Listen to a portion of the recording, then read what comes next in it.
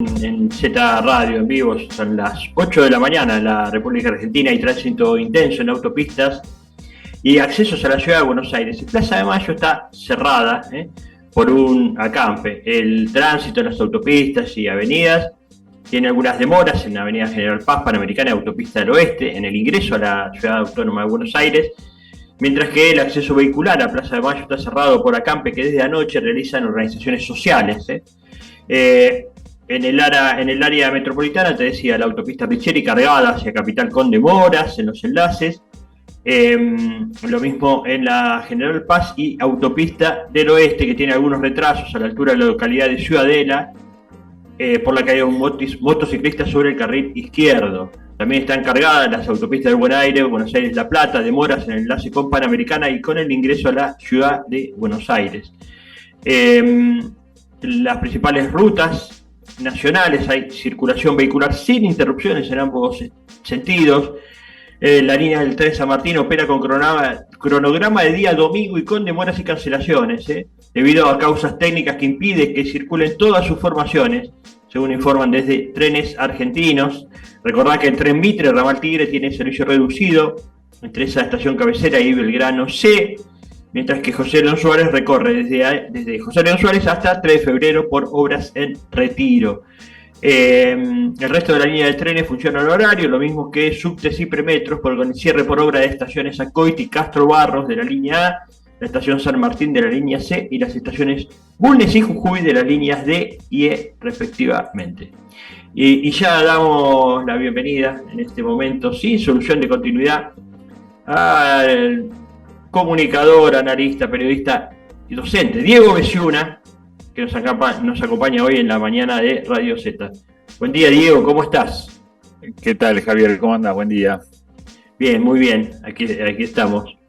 Pues es que te invitábamos un poco a que nos acompañes todas las mañanas, además de repasar las noticias, lo que queremos nosotros, que son las noticias del día, las importantes, esas que necesitamos saber, conocer, entender. Además repasamos también las tapas de los diarios de ellos, ¿no?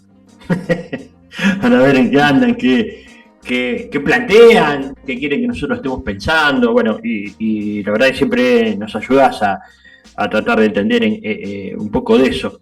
Si te parece, te voy a mostrar nada más que la tapa de Clarín y La Nación de hoy. Me parece perfecto. De ahí vos me decís qué te parece. A ver, podemos ver, compartir por ahí, Juani, a ver qué tapas tenemos por ahí para ir analizando, ir viendo, ir comprendiendo en el día de hoy. Clarín, a ver qué nos trae Clarín hoy. Yo voy a ir abriendo también para ver mejor. Lo tengo por acá. El dólar blue dio otro salto por la encarnizada interna del gobierno. Dice, no afloja la tensión cambiaria. Ese es el título más importante de Clarín de hoy. A ver, vamos al de La Nación, si te parece. Así. Bueno, en este caso dice, la CGT se endurece contra el gobierno, hay riesgo de descomposición social.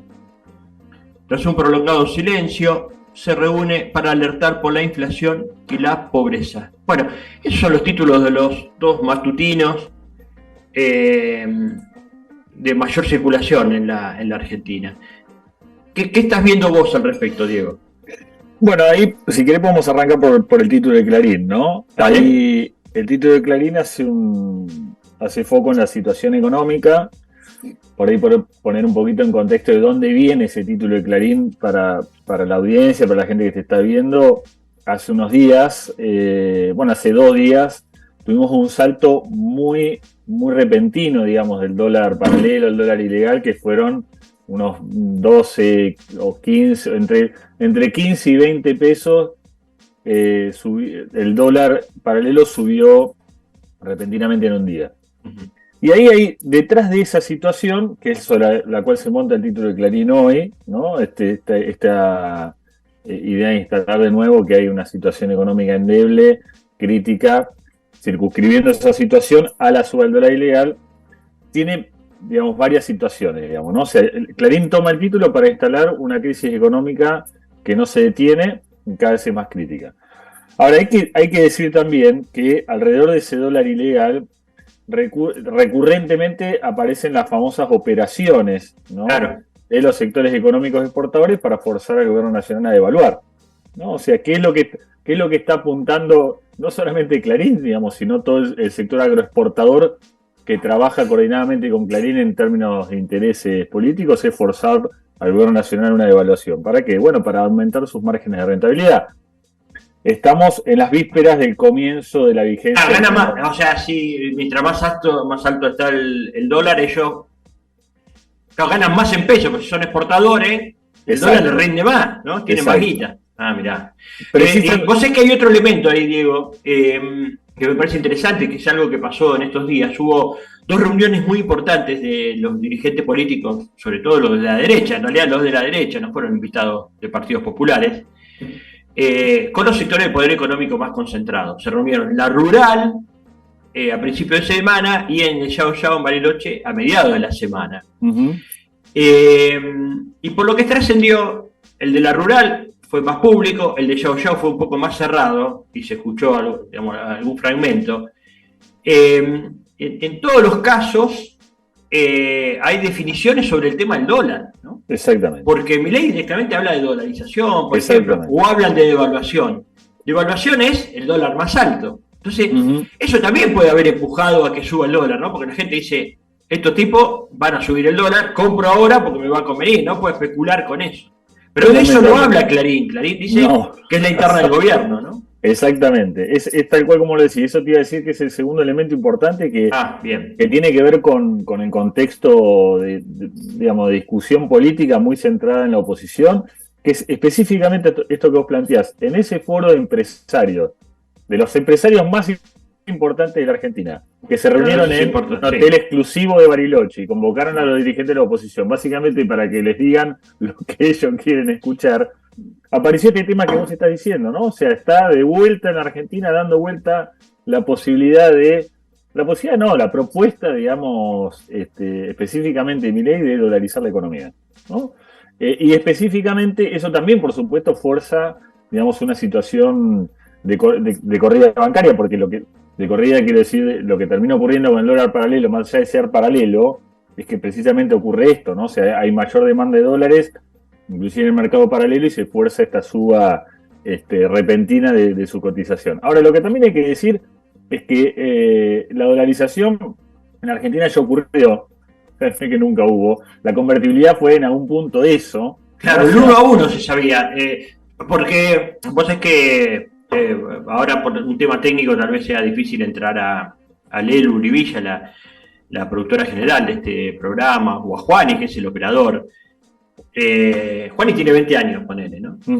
Luli, más, no me acuerdo, pero está ya por los 30, por ahí, no sé. Lelu, ¿vos estás en el estudio o no? No, está en la producción. ¿Me escuchás, profe? Sí, ahí te escucho. Claro, tengo 30. ¿Qué edad tenés, Lelu, vos? 30. 30, ¿viste? Mira, justo, 20, 30. Y yo pensaba que, claro, ellos prácticamente no saben lo que es el 1 a 1 o qué pasó. No sé, vos Lelu, ¿qué sabes del 1 a 1? Sí, lo sé, sí. ¿Qué pasó ahí? A ver. Ay, me pone a prueba. No, claro.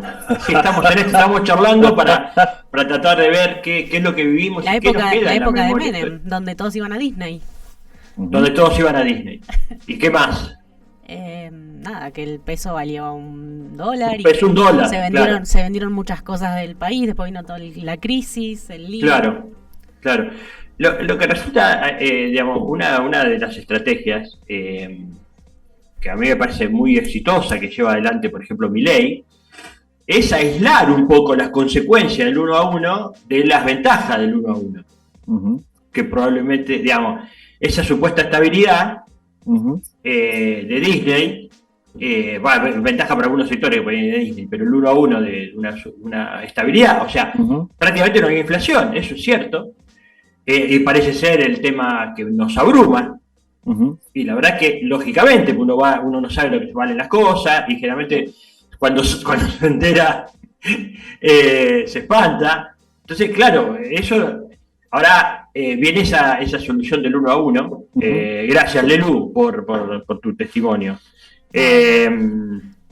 Juan, ¿y vos querés decir algo sobre eso?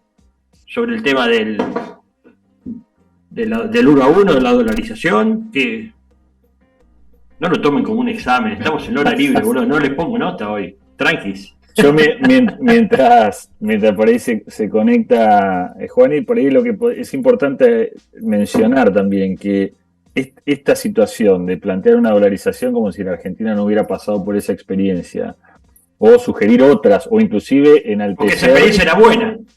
Plantearla como buena o enaltecer a algunos dirigentes que estuvieron involucrados con el fin de esa situación, no podría ser posible si en la Argentina no operaran los medios de comunicación para borrar la historia reciente, digamos, ¿no? O sea, si eso no pasara, ¿no? Todos tendríamos una memoria en ese sentido muy activada y sabríamos de lo que nos están hablando. Ahora, está la complejidad de esa situación, a la cual se suma quizá algunos ciudadanos y ciudadanas, digamos, jóvenes que por ahí no están tan involucrados en esas situaciones, y de repente aparecen dirigentes como Milei que te defiende el ministro de Economía, precisamente quien llevó adelante esa estrategia, que es Domingo Cavallo, o es más, o tener precandidatos a presidentes que tuvieron que ver con esa experiencia del estallido del 2001 en Argentina. Patricia Bullrich es una, Gerardo Morales es otra, y Horacio Rodríguez Larreta también.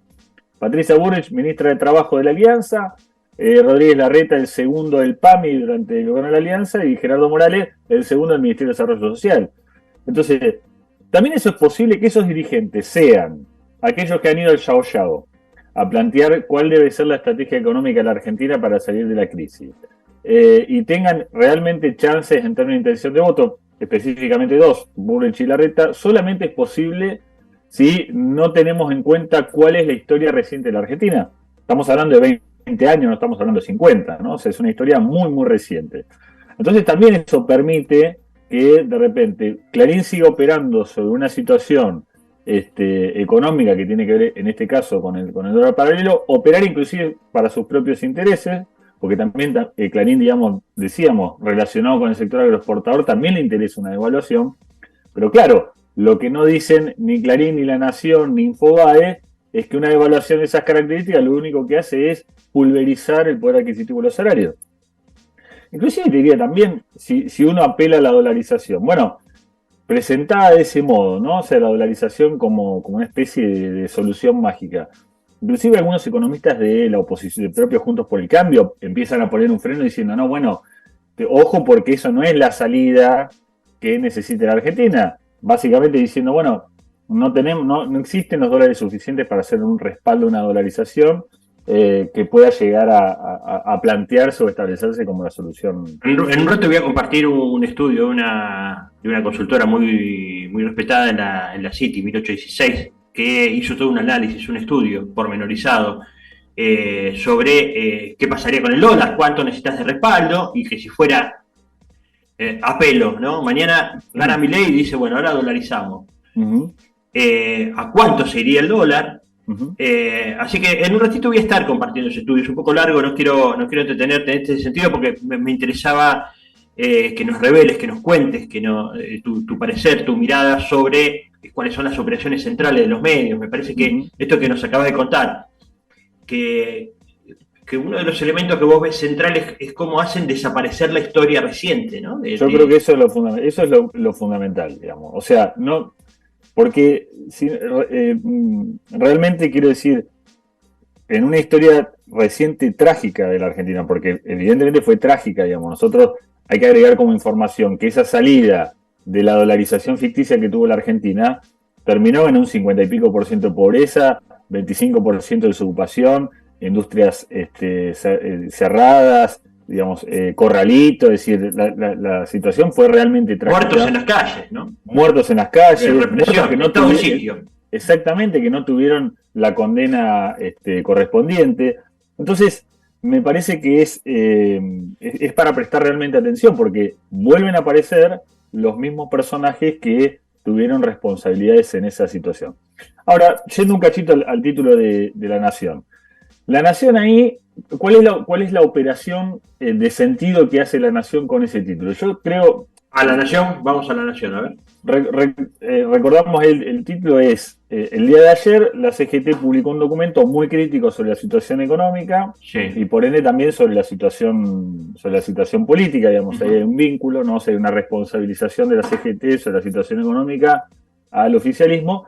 Bueno, ahí lo que hace La Nación, que lo hace un poco menos Clarín, es montarse sobre lo que podríamos decir el internismo o la interna del Frente de Todos, con dos lógicas. Por un lado, quitar de la agenda la interna de Juntos por el Cambio, que está más a full que nunca, digamos, no es que se apaciguó. O sea, Rodríguez Larreta y Burrich siguen en un enfrentamiento muy abierto, digamos, o sea, y todavía sin final claro. Y por otro lado, bueno, en las vísperas de posibles definiciones electorales del Frente de Todos, operar ahí para que la unidad sea ya no el valor que había sido del Frente de Todos en el 2019 y empezar a generar cada vez mayores divisiones, ¿no? Porque bueno, la CGT forma parte, digamos, de uno, o el movimiento obrero, o el sector trabajador, forma parte de unos pilares del Frente de Todos, empezar a operar ahí.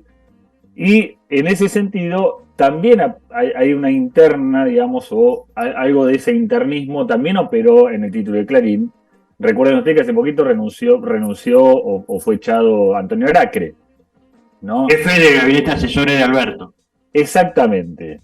Sobre eso también operaron los medios, tanto con el incremento del valor del dólar ilegal, haciendo aparecer que el incremento del dólar ilegal en realidad tenía que ver con una crisis política y no tanto con operaciones para forzar ese incremento de los sectores agroexportadores y demás que decíamos recién, para, bueno, fortalecer esta idea de crisis política, ¿no? O sea, el ruido interno del Frente de Todos, que es algo que lo han hecho ya en otro momento, el ruido político del Frente de Todos impacta en la economía necesita un cierto ordenamiento político y el Frente de Todos no lo puede dar, y eso genera, por ejemplo, en este caso, el incremento del dólar ilegal. ¿Eso existió? Sí, hay algunas, digamos, uno puede leer algunas crónicas y darse cuenta que evidentemente hay una situación interna, pero no es el determinante en un incremento, digamos, son 20 pesos en... Vos sabés que paradójicamente, ¿no? el que lo plantea es un periodista, uno de los periodistas estrella, columnista estrella de la derecha argentina, columnista de La Nación y de TN, etcétera, es Carlos Pagni, ¿no? Carlos Pagni relativiza el tema Aracre, a pesar de que el medio va fuerte contra eso, y a pesar de que La Nación Más va fuerte contra eso, y a pesar de que el Grupo Clarín va fuerte con eso, Pagni dice, dale loco, un asesor que ni siquiera la gente sabe que era un asesor, va a provocar una corrida, si nadie sabe ni quién es Aracre, ni va a saber. No, totalmente. Bueno, yo creo que detrás de eso, en realidad lo que hay es la intención de la derecha, de los sectores concentrados de los medios y demás, de esmerilar la figura de Massa, ¿no? O sea, porque esto empieza así. Ahí está bueno. Digamos, claro. ¿Cómo empezó esto de Aracre, Massa, el dólar ilegal y demás? Una nota ahí profesional, sin firma. Infobae, pero la presentaron sin firma. Decir, sin firma. Sin firma. Ese es un truco, ¿no? De los medios. Exactamente, claro. Cuando hay una operación de por medio y tenés que desconfiar, o sea, cuando ves una nota así media rara y no tiene firma, desconfiar. Qué raro. Exactamente, así, tapate la nariz. Esa nota ahí profesional decía, Massa se quiere ir del gobierno. Es una nota hace 3 o 4 días. ¿Cómo se refuerza esa nota? Pagni, en La Nación Más, diciendo, parece que Massa no estaría con ganas de irse del gobierno. Por supuesto, claro, es el ministro de Economía. O sea, si antes de abrir los mercados uno se encuentra con esas noticias donde el ministro de Economía está dudando para ir, bueno, terminan operando también los propios medios sobre ese valor del dólar paralelo, digamos, generando incertidumbre, dudas, y demás. Yo creo que ahí hay que prestar mucha atención porque frente a la indefinición de candidato al Frente de Todos y a la posibilidad de que Massa sea, bueno, los medios empiezan a cargarse a quien podría llegar a ser el candidato con posibilidades de ganar o con posibilidad de competir, que es Sergio Massa en las elecciones de este año. Diego, te agradecemos muchísimo que nos dediques un rato. Sabemos que ya te tenés que rajar y te voy a dejar una tarea para otro día. Vamos. Pero vos es que hablamos del tema Pagni y ahí me resultó interesante este juego que va haciendo. Cómo lo van transformando en una especie de periodista estrella también, ellos le van dando ese lugar. Y, por ejemplo, lo dejan muchas veces ir contracorriente a Pagni. ¿Para qué? Para poder instalar después con la voz de Pagni la posibilidad, por ejemplo, de que Massa esté pensando en renunciar. Exactamente. Si él no navegara a contracorriente, digamos, más o menos contando qué es lo que está pasando, no le serviría a ese Pagni después haciendo una operación. Pues si le dicen Majul, Babi, Chico Paro, Viviana Canosa, nadie les cree, no importa. Entonces, el gran dispositivo está todo el tiempo en la mentira. Y siempre hay uno o dos que juegan otra cosa, ¿no? Yo digo, Pagni, Tenenbaum, digamos, ahí hay 3 o 4 jugadores que los dejan, digamos, que hacen, que tienen ese juego. Pero son funcionales, como, ¿no?, la estrategia de policía bueno y policía malo en una represión. Totalmente, totalmente. Y ahí sí podríamos dejar como, antes de cerrar, como recomendación, eso, pegarle una pispeadita a ver cuáles son los temas o los títulos de las columnas de Pagni como para saber por dónde va a ir la próxima operación.